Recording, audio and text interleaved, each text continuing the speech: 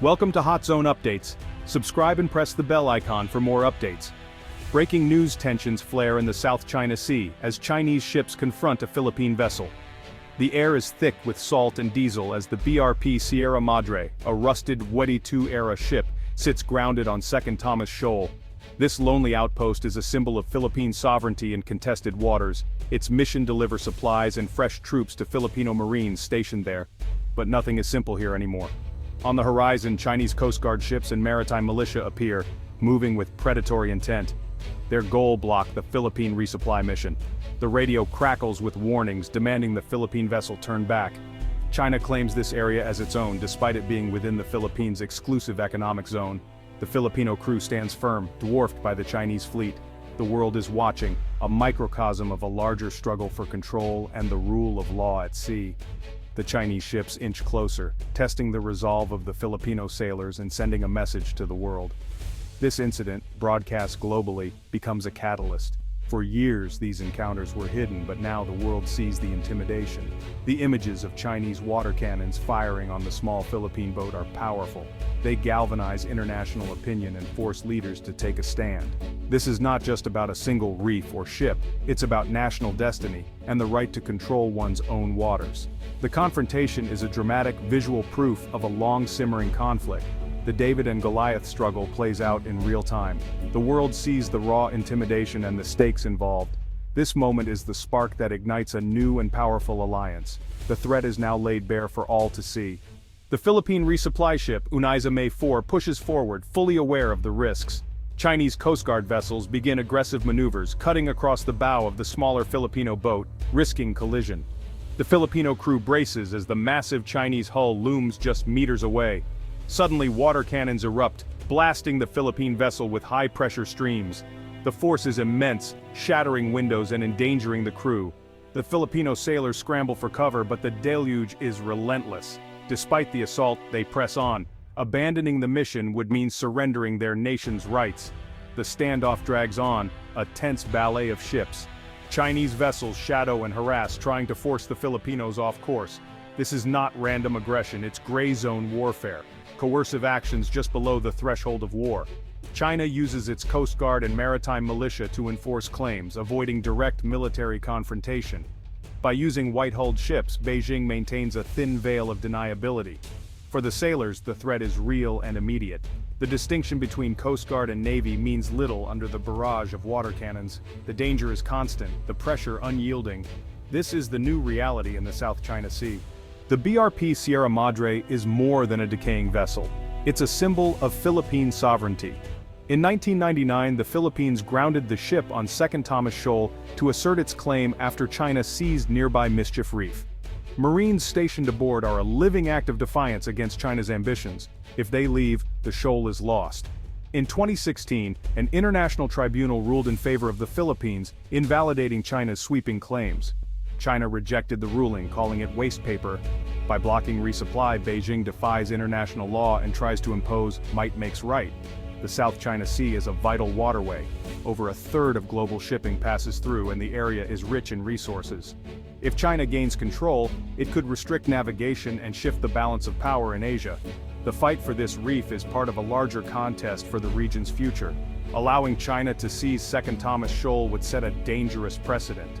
The rusty ship is the front line in the battle for a rules-based order. Its fate will send a message. Will law or force prevail? That's why this standoff matters.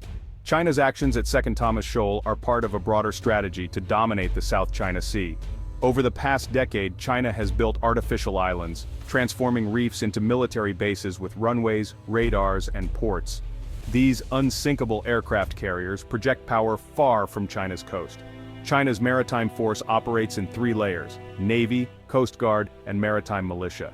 The cabbage strategy surrounds targets with layers of ships, squeezing out other claimants without firing a shot. They swarm fishing grounds, block exploration, and harass patrols. The goal: wear down rivals and establish de facto control. Constant pressure makes it too risky for others to assert their rights.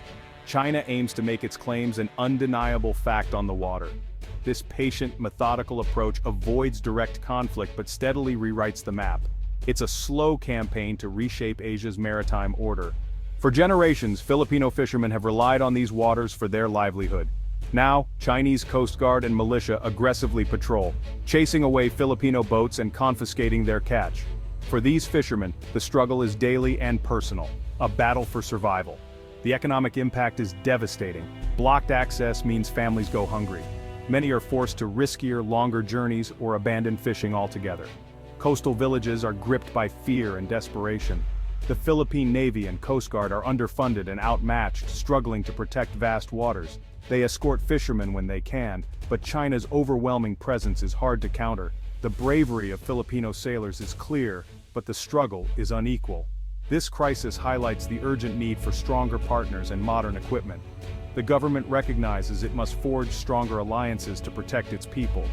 The plight of fishermen and sailors drives a shift in foreign policy. The nation's future depends on support from allies. President Ferdinand Marcos Jr. broke from his predecessor's policy of appeasing China. Duterte's accommodation failed to stop Chinese aggression. Pressure only intensified. Marcos Jr. has vowed not to give up a single inch of Philippine territory.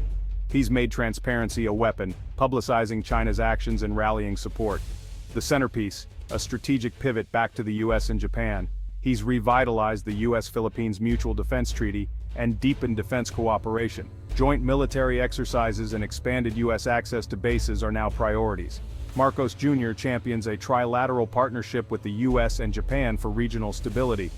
His assertive leadership has reshaped the Indo-Pacific security dynamics.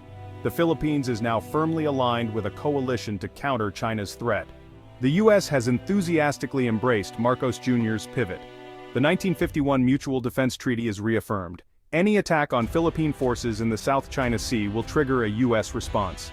The Enhanced Defense Cooperation Agreement, EDCA, expands US access to Philippine bases, including sites near Taiwan and the South China Sea. This gives US forces strategic reach and rapid response capability. Joint military exercises like Balikatan are now larger and more complex, building real interoperability. US support includes defense equipment, surveillance tech, and training to modernize the Philippine military. The goal, a stronger, more capable Philippine partner. This is not about old bases, but a modern, equal partnership. The alliance is now a credible deterrent to aggression. The US and Philippines stand shoulder to shoulder, ready for shared challenges. The return of the American Eagle signals a new era of cooperation. The alliance is stronger than ever. Japan's security role has transformed in response to a changing Asia. Once limited by its pacifist constitution, Japan now embraces collective self-defense. China's rise and North Korea's unpredictability have driven Tokyo to act. Japan is doubling defense spending and acquiring advanced capabilities. The Philippines is a key partner. Japan's security is tied to the South China Sea. A new reciprocal access agreement enables joint training and deeper military ties. Japan provides patrol vessels, radar, and may soon supply anti-ship missiles. Japanese forces now regularly join US and Philippine exercises. The former aggressor is now a cornerstone of regional security. Japan's new dawn is reshaping Asia's strategic landscape. The US-Philippines and US-Japan alliances are strong, but together they form a powerful trilateral framework. This iron triangle links Northeast and Southeast Asia, sending a clear message to China. Aggression against one is a challenge to all. Regular joint naval patrols and complex trilateral exercises demonstrate unity and resolve. The alliance's synergy is its strength. US power, Japanese technology, Philippine commitment. Cooperation extends to intelligence sharing and coordinated diplomacy. The Iron Triangle shapes the Indo-Pacific's future, based on freedom, law, and peaceful dispute resolution. It's not about containing China, but ensuring its rise follows international rules. Unity is strength. Together, these nations forge a new security architecture for Asia. Collective deterrence is now the foundation of regional stability.